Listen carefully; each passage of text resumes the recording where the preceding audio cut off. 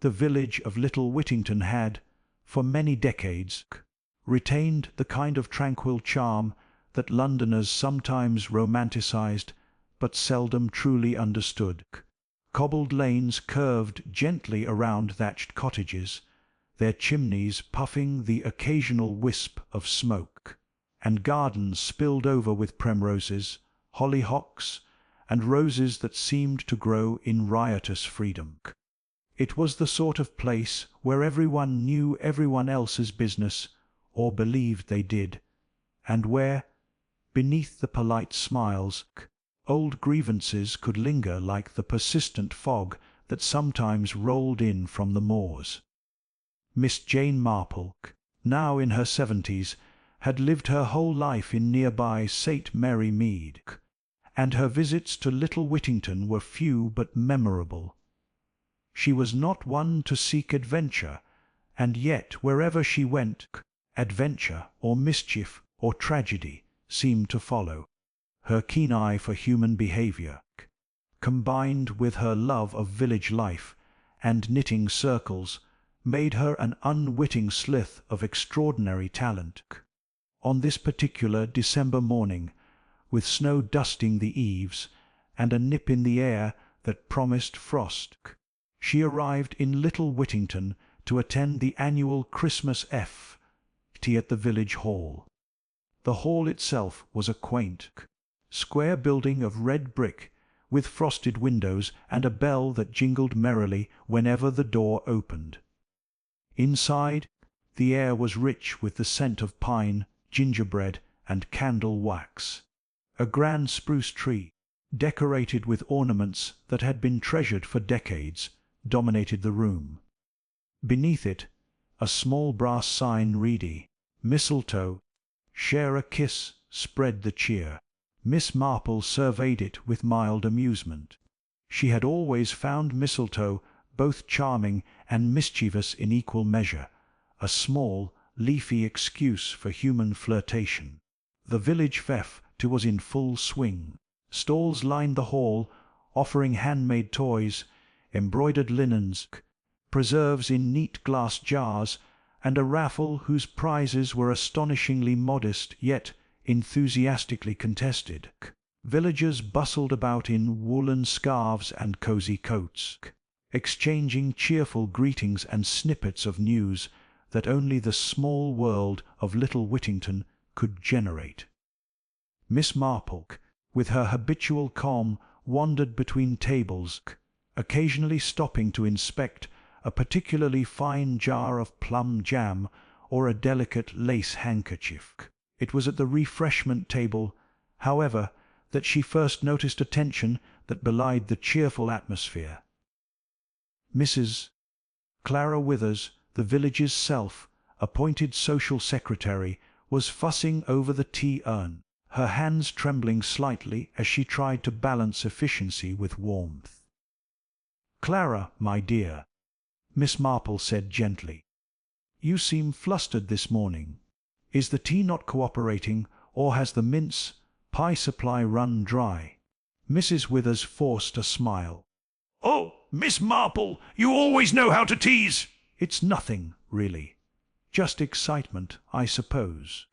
The tea must be perfect this year. We have a special guest, you know, Lord Henry Ashcombe from Ashcombe Manor. He's come to see the village's new charitable projects." Miss Marple raised an eyebrow. The Ashcombe family were well known in the region, an old lineage whose ancestral home loomed over the moorlands, a sprawling estate with extensive gardens and a reputation for grandeur. Lord Henry, the current heir, had always been somewhat elusive, a man of quiet manners but keen intellect. "Heavens, that will be quite the occasion," Miss Marple murmured. "I trust everyone is on their best behaviour, then." "Indeed," Mrs. Withers replied, though her eyes flickered with unease. "I only hope no one upsets him. You know how easily things can go awry." Miss Marple made a small mental note. There was always more to such warnings than met the eye. It was not long before the special guest arrived. Lord Henry Ashcombe was a tall, distinguished man with silvering hair, a measured step, and a polite smile that carried both courtesy and reserve. His presence seemed to demand attention, not by force, but by the quiet authority of someone accustomed to being observed rather than mingled with. He shook hands with villagers, complimented the decorations, and paused under the mistletoe, where, true to tradition, he received a brief kiss from the sprightly young Miss Penelope Cartwright, the vicar's niece.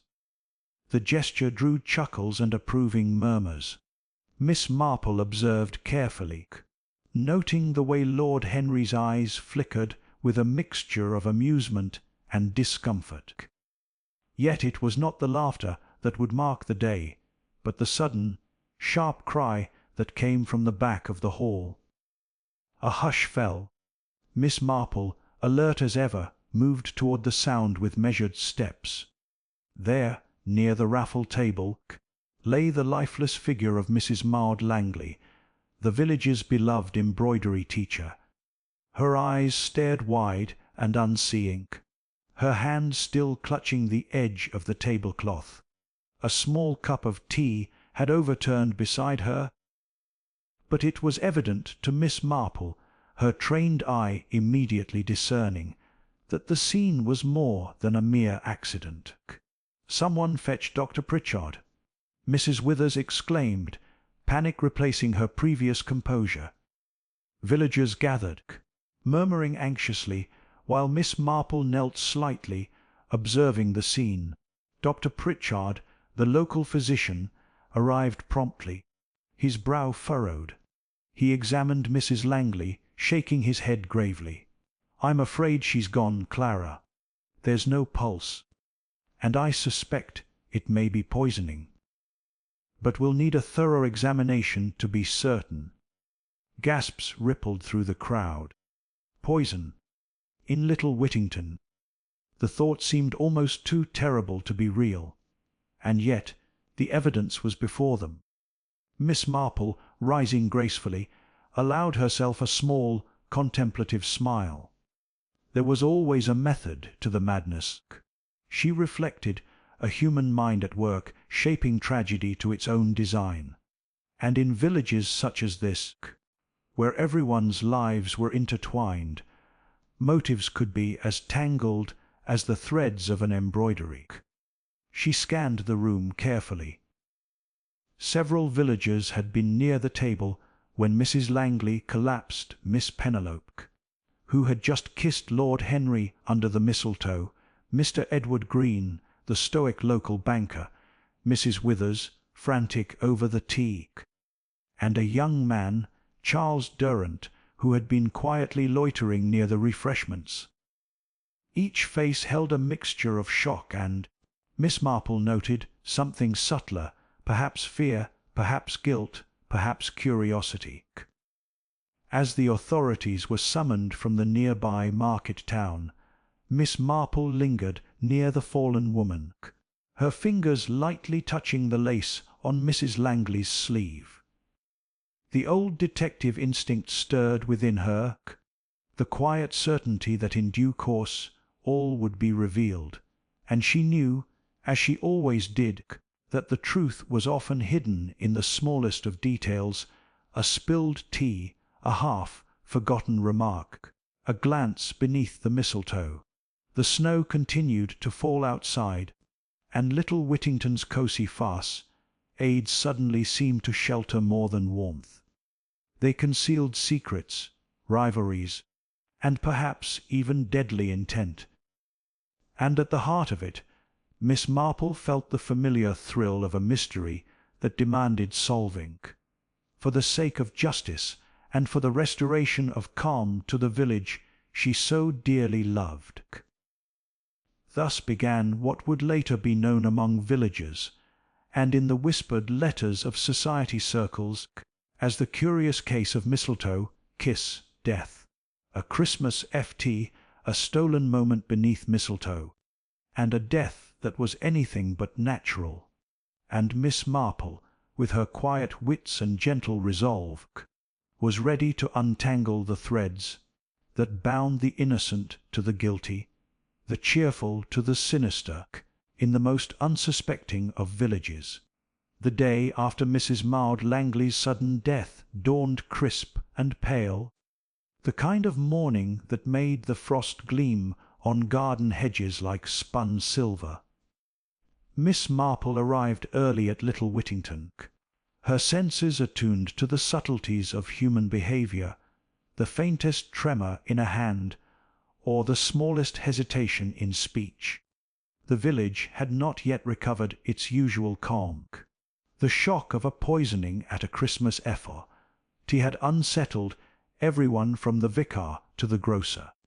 Miss Marple began her investigation at the village hall, where the scene of the tragedy was still marked by the overturned teacup and the spruce tree adorned with its mischievous mistletoe. Superintendent Harris had arrived from Marketbridge and was conducting a methodical examination. He was a capable man, but inclined to rely heavily on procedure and evidence, often missing the nuance of motive or the subtle signals people unconsciously gave away. "Good morning, Miss Marple," Harris said with polite reserve. "I trust you'll keep your distance. I have a lot of questions for the villagers." "Oh, Superintendent," she replied, in her gentle, measured way, "I wouldn't dream of interfering. I am only here as a neighbour, and as someone curious about human nature. I find that sometimes a quiet observer sees what the professionals overlook." She offered a smile that was both warm and quietly knowing. Harris gave a slight nod and returned to his notes. Miss Marple allowed her gaze to drift around the hall, noting the arrangement of the tables, the positions of the chairs, the proximity of the mistletoe to the tea table. Something about the setting seemed deliberate. The cup, the tablecloth, the angle of the table, all carefully staged to suggest accident, yet she sensed an underlying intention. Her first interview was with Mrs. Clara Withers, still flustered but attempting to maintain composure. She was seated at a corner table, fidgeting with a lace handkerchief, her face pale. "Clara, my dear," Miss Marple began gently, "do tell me exactly what happened yesterday, from the moment Mrs. Langley arrived."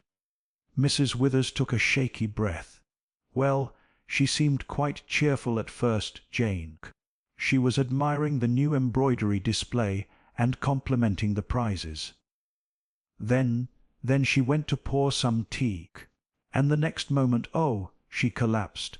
It all happened so quickly. She paused, wringing her hands. Miss Marple nodded thoughtfully. "And the cup? Did she drink from it herself?" Yes, she took a sip, but I saw nothing unusual." "It was just tea, Jane, just ordinary tea." Miss Marple's eyes narrowed ever so slightly. "Ordinary tea, you say? Sometimes ordinary things are made extraordinary by the hands that serve them." Mrs. Withers shivered. "Oh, I hope not! Surely this was an accident. Maud was careful, so careful." "Indeed," Miss Marple murmured, filing the comment away. Carefulness, she knew, often heightened vulnerability when tampered with by another's intent. Next, Miss Marple spoke to Miss Penelope Cartwright, the young vicar's niece, who had been the one to kiss Lord Henry under the mistletoe just moments before the incident. Penelope's cheeks were flushed. Whether from embarrassment or shock, Miss Marple could not immediately tell. "It was all so sudden, Miss Marple," Penelope said, wringing her gloves. "One moment we were laughing, and the next she was on the floor. I can't think who would do such a thing." "Certainly," Miss Marple replied, her tone soothing. "But tell me, Penelope, Did you notice anything unusual about the tea or anyone handling it? Penelope hesitated. No, well, I suppose I noticed Charles Durrant lingering nearby. He wasn't speaking to anyone, just watching. But I don't think he would. He's a good young man. Miss Marple raised her eyebrows. Observant, are we? Watching can be innocent or not. Penelope blushed deeper and stammered. I only meant, he seemed strange, that's all. A pattern was beginning to emerge in Miss Marple's mind, ordinary villagers, ordinary events. Yet someone had slipped something extraordinary into the equation. The question was who and why. She visited next the stoic Mr. Edward Green, the local banker. He had been near the tea-table when the incident occurred, and had the calm, controlled manner of a man used to counting sums rather than emotions. I hardly noticed anything unusual, Mr. Green said, adjusting his spectacles. Mrs. Langley was careful, as always. It is shocking, but I am certain there was no foul play that could have escaped the officials. Miss Marple smiled politely. Edward, one learns in life that things can be made to look innocent when they are not. Tell me, did you notice any tension between Maud and anyone at the FT? Edward hesitated, as if weighing the wisdom of honesty. Well, there was some disagreement, I suppose. Maud had criticized the village council's handling of funds for the new library project. Some people were displeased. Miss Marple made a subtle mental note. Grievances, no matter how polite or hidden, could become motives in the hands of the desperate. Finally, Miss Marple turned her attention to Charles Durrant, the young man Penelope had mentioned. Charles was tall, dark-haired, and handsome in a way that seemed almost at odds with the quiet village life. He seemed nervous under her gaze, fidgeting with a handkerchief. "Charles, I hear you were near Mrs. Langley's table when she collapsed," Miss Marple said gently. "Did you notice anything unusual?" Charles swallowed. I saw Miss Penelope kiss Lord Henry under the mistletoe." She laughed, he smiled, and then Maud, she just fell. "I didn't see anything in the tea." "I swear I didn't touch it!" Miss Marple's gaze softened. "Of course, my dear, we only observe carefully. Sometimes the one who seems guilty is merely frightened." Yet even as she spoke, she took note of the way Charles avoided her eyes, the nervous twitch in his hand, and the faint smell of almonds lingering on his coat, an aroma she had long associated with bitter almond compounds, a classical sign of certain poisons. She did not speak of it. Instead, she stored it quietly in her mind. Returning to the scene, Miss Marple observed the tablecloth and the overturned cup more closely. Something about the tilt of the saucer, the way the tea had spilled, the subtle smear on the edge of the rim, all suggested that the poison had been administered beforehand, rather than poured into the cup in haste. Whoever had done it had relied on the natural action of Maud lifting the cup. Clever and cruel. By mid-afternoon, Miss Marple had walked the village, noting the dynamics among the residents. The baker, Mr. Stokes, had whispered of overheard quarrels. The postmistress, Mrs. Hargreaves, mentioned that Maud had received a mysterious letter the previous week, and the vicar hinted at minor family disputes that had flared in recent months. At tea that evening, in her quiet room at the village inn, Miss Marple reflected on what she had learned. She picked up her knitting and allowed her fingers to work while her mind traced the threads of suspicion. The key, she believed, would be found not in grand gestures, but in the small, ordinary moments the glance that lingered too long, the hand that trembled slightly, the fleeting expressions exchanged beneath mistletoe. Her thoughts returned to the cup of tea and the faint almond scent she had noted on Charles Durrant. Poison was a matter of timing and subtlety. Whoever had chosen this method had considered all angles carefully, and that meant someone with knowledge, confidence, and opportunity. Miss Marple did not yet know which of the villagers possessed all three, but she sensed that the clues were already whispering to her. Patience would reveal the truth. She was, after all, accustomed to watching life unfold in small villages. In time, human nature would betray itself, just as patterns of stitching betrayed the hand that had created them. As darkness fell over Little Whittington, the village lights twinkled against the frost, and the distant bells of the parish church rang out. Miss Marple, in the warmth of her room, sipped her tea and smiled faintly. The investigation had begun, and already the quiet rhythms of the village were stirring to reveal secrets that some would rather have kept hidden. If the days following Mrs. Langley's death had been hushed and tentative, the third day brought with it a peculiar restlessness. Little Whittington was no longer merely shocked, it was uneasy. The sort of unease that crept into conversations and lingered behind drawn curtains. People spoke more softly in the baker's shop. Doors were closed a little too firmly. And beneath the polite inquiries, "How are you keeping?" lay the unspoken question, "Do you think it could be them?" Miss Marple noticed all of this with her usual quiet attentiveness.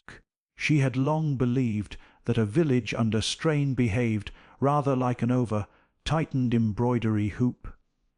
Pull the thread too hard, and something would tear. The post-mortem results arrived that morning. Superintendent Harris called a small meeting at the village hall. The same hall where laughter had rung only days earlier now felt stripped of warmth. The Christmas decorations already removed, the mistletoe gone. The cause of death, Harris announced, consulting his notes, was poisoning. A tasteless compound dissolved into Mrs. Langley's tea. Administered before she lifted the cup. A collective breath was drawn. So it was murder, Mrs. Withers whispered. Yes, Harris said gravely. Deliberate and carefully planned. Miss Marple watched the faces around her.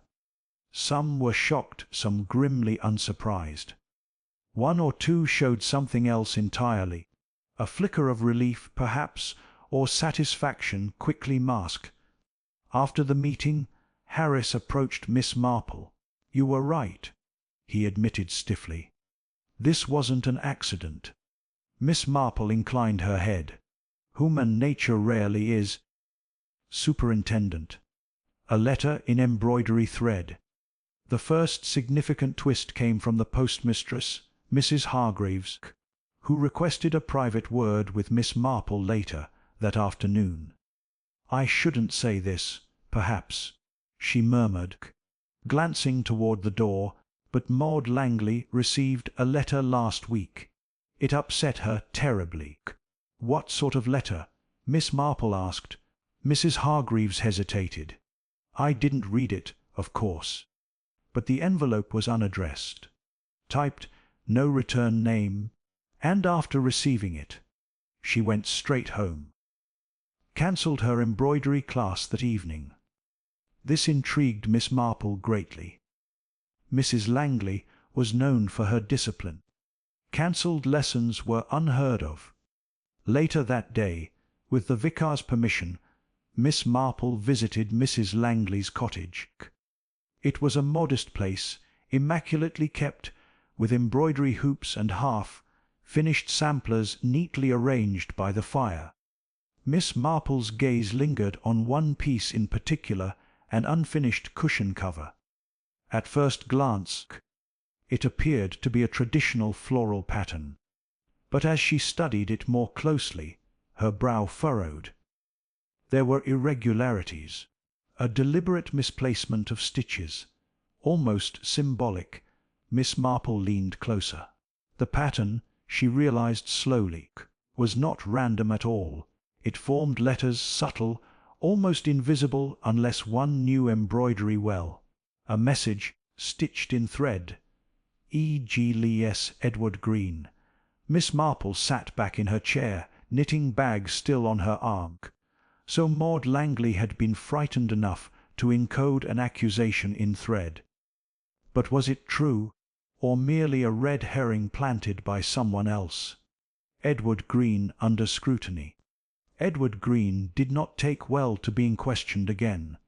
"This is absurd," he snapped, colour rising in his cheeks. "I have been nothing but a supporter of Maud's work. And yet," Miss Marple said gently, "she believed you lied to her." Green's composure cracked for just a moment. "She misunderstood," he said sharply. "The library funds, there were delays, yes, but no dishonesty." Miss Marple smiled faintly. "Delays can look very much like deceit to someone who values order." Green stiffened. "You think I poisoned her over a financial disagreement?" "No," Miss Marple replied softly. "I think someone would very much like us to think so. The kiss, that wasn't innocent." Another complication arose through Miss Penelope Cartwright. The vicar's niece arrived at Miss Marple's lodging pale and distressed. "I didn't tell the police everything," she confessed. Miss Marple poured tea calmly. "Few people ever do, my dear." Penelope clasped her hands. "That kiss under the mistletoe, it wasn't just a joke. Lord Henry and we were once engaged. This was unexpected." Hay ended it abruptly. Penelope continued, tears forming. "Years ago. Said it was unsuitable. Seeing him again, I was angry. I wanted to embarrass him." "And did Mrs. Langley know this?" Miss Marple asked. "Yes. She advised me against making a scene." Miss Marple nodded slowly. Public embarrassment, old wounds, pride, strong emotions, but not strong enough for murder. Still, it muddied the waters nicely. Lord Henry Ashcombe, when questioned, was dignified but uneasy. "I had no idea Penelope would behave so foolishly," he said. "Maud was a sensible woman. I admired her." Yet Miss Marple noticed how his gaze flicked to the door, how his fingers tightened on his cane when Mrs. Langley was mentioned. Grief or fear? Charles Durrant's alibi crumbles. The most dramatic red herring, however, centered on Charles Durrant. Superintendent Harris discovered that Charles had once worked as a laboratory assistant in London, a man with knowledge of chemicals. Harris said grimly, "Convenient." Charles, confronted, broke down. "Yes," he admitted, "I studied chemistry, but I came here to escape that life." "And the almond scent on your coat?" Harris pressed. Charles shook his head miserably. "From rat poison. I've been helping the baker with vermin problems." It was a plausible explanation, and one Miss Marple believed. Yet another detail surfaced. Charles had been secretly seeing Mrs. Langley. "She was kind to me," he sobbed, "encouraged me. I loved her." A scandalous revelation. Enough to make him a perfect suspect. Too perfect. Miss Marple had seen it before. The obvious culprit whose guilt distracts from the quieter truth. A second incident. Just as suspicion reached its peak, another incident shook the village. Mrs. Withers was found fainted in her kitchen, beside an untouched cup of tea. Poison again. This time, however, the cup had not been drunk from. A warning. Miss Marple examined the scene personally. "No," she said quietly, "not a second attempt. A message." "To whom?" Harris asked. To me, Miss Marple replied. Whoever the murderer was, they were growing nervous. And nervous people make mistakes. Miss Marple reflects. That evening, Miss Marple sat alone, knitting by the fire. She considered the threads laid out before her. The encoded embroidery accusing Edward Green, the letter that frightened Maud Langley, Charles Durrant's chemical background, Lord Henry's past with Penelope, the staged second poisoning. Too many clues pointed too loudly. Too many hands seemed eager to push suspicion elsewhere. And then, quite suddenly, Miss Marple smiled. It reminded her of a woman in St. Mary Mead who once blamed her maid for a broken teacup, while quietly hiding the saucer in the bin. People, Miss Marple reflected, often accuse others of exactly what they themselves have done. The truth was already there. It simply required being gathered together, like scattered stitches, into a pattern that made sense. And she now knew exactly how to do it. Miss Marple had always believed that the moment of understanding arrived not with drama, but with calm. It was not a thunderclap, nor a cry of triumph, but a quiet certainty, rather like recognizing a familiar stitch in an unfamiliar piece of embroidery. That moment came to her early the next morning, as she sat by the window of her room at the inn, watching the village wake beneath a pale winter sun. She had slept very little. Instead, she had spent the night arranging facts, not in the rigid order Superintendent Harris preferred, but in the gentle, associative manner she trusted far more. People reminded her of other people, situations echoed older ones. Patterns repeated themselves endlessly in village life, and now, at last, the pattern was complete. The letter, the embroidery, the poison, the mistletoe, it all pointed not outward, but inward, the quiet summons. Miss Marple requested that Superintendent Harris assemble the principal suspects at Ashcombe Manor that afternoon. The excuse was simple enough. Lord Henry had offered his drawing-room as a neutral location, and Harris, sensing that Miss Marple was finally ready to speak plainly, agreed. By 3 o'clock the great room was filled. The fire burned low. Outside, the grounds lay white and still. Present were Lord Henry Ashcombe, standing by the mantelpiece, reserved but watchful; Mrs. Clara Withers, pale and rigid in her chair; Edward Green, upright and defensive; Miss Penelope Cartwright, quiet, eyes lowered; Charles Durrant, tense, hands clasped. Miss Marple sat near the fire, knitting resting in her lap. Superintendent Harris cleared his throat. Miss Marple believes she can explain what happened to Mrs. All eyes turned to her.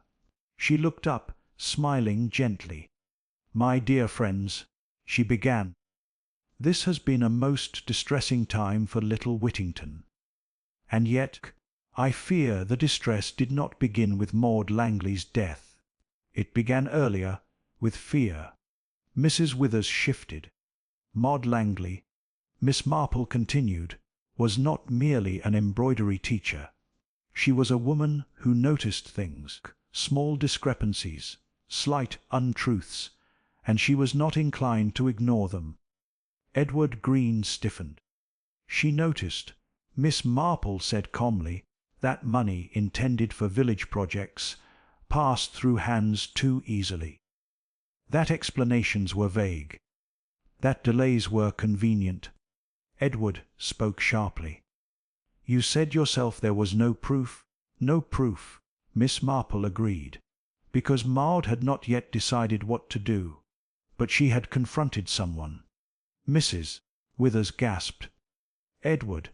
Miss Marple raised a hand. "No, my dear, not Edward." A ripple of surprise passed through the room. "It is quite true," Miss Marple said, turning slightly toward Edward Green. that Maud suspected you. She stitched your initials because she believed you were responsible. Edward exhaled sharply. Then, but she was wrong, Miss Marple finished softly. And that mistake cost her her life. Silence. Miss Marple's gaze shifted to Mrs. Clara Withers. Maud Langley came to you, Clara. Mrs. Withers stared at her. That's absurd. Is it? Miss Marple asked gently. You manage village funds. You organize collections. You distribute payments. You are trusted. Mrs. Withers' hands trembled. Maud noticed irregularities. Miss Marple continued. Not great sums. Nothing dramatic. Just enough to trouble a conscientious mind. And when she spoke to you, you panicked. I did not, Mrs. Withers cried. You did, Miss Marple said kindly. Because Maud was wrong about Edward, but right about the missing money. Lord Henry straightened suddenly. Miss Marple nodded. Ashcombe Manor made generous donations. You assumed the figures would never be scrutinized closely, but Maud Langley scrutinized everything. Mrs.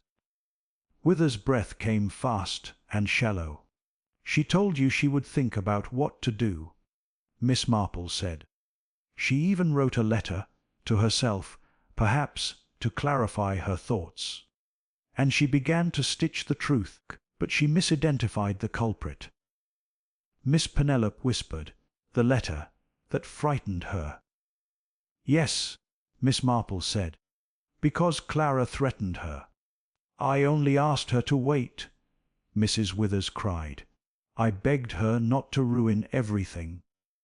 And when begging failed, Miss Marple said softly, you prepared the tea, the poison and the mistletoe. Superintendent Harris leaned forward. You're saying Mrs. Withers poisoned her? Yes, Miss Marple replied, but not impulsively. Carefully. She gestured toward the memory of the FT. You controlled the refreshments. You poured the tea in advance. You knew exactly which cup Maud would take. She always chose the same china. And you counted on the chaos of the FT to disguise your actions. Mrs. Withers shook her head wildly. No, no. The mistletoe, Miss Marple continued, was essential. It created distraction, laughter, movement. While all eyes were turned upward, you ensured the cup was ready. Mrs. Withers sobbed. And when suspicion grew later, Miss Marple added, you staged a second poisoning, your own, knowing you would never drink from the cup. It was meant to confuse, to suggest a hidden enemy. Charles looked up sharply. You used me, he whispered. Yes, Miss Marple said gently. Your chemistry background made you ideal, just as Edward's financial role did.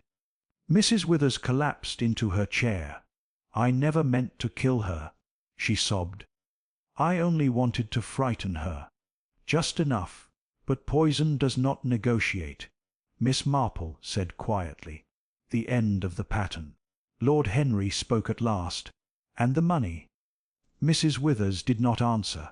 Superintendent Harris stood.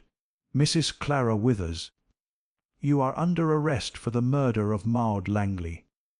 As she was led away, the room felt oddly lighter, like a window opened after a long winter. Miss Marple picked up her knitting.